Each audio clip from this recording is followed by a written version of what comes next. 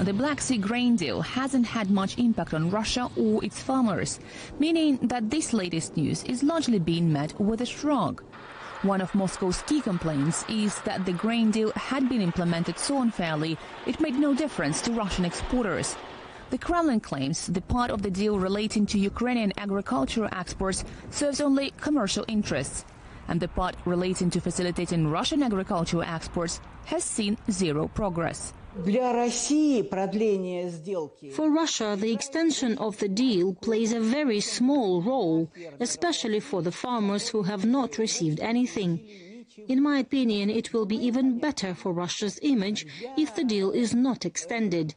Because in that case, as Putin said, those poor countries in Africa that did not get anything under the grain deal, or no more than 3% from those agricultural products, will instead be supplied with grain from Russia as part of the food aid.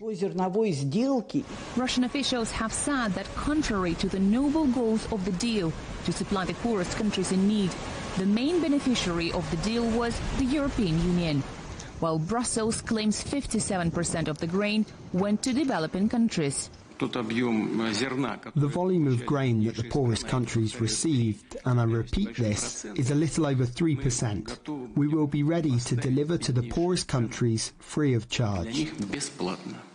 Moscow also complained about Ukraine's use of the grain deal's sea corridors to launch marine drones.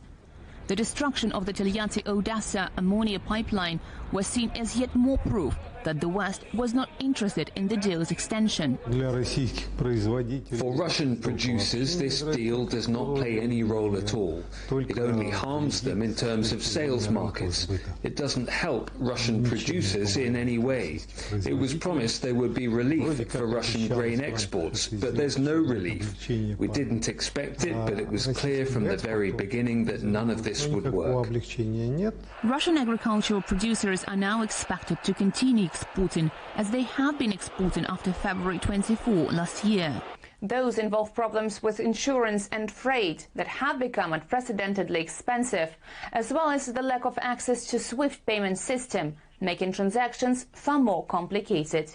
Russian exporters say they are now used to those roadblocks, but continue to experience negative consequences. Despite all these obstacles, the volume of exports is not affected. What is affected is the price of exported goods, because these risks are being included in the selling price. Therefore, our prices are much lower than, for instance, the French produce prices. On average, our discount is between $10 to $20 per ton. That's the money we're losing.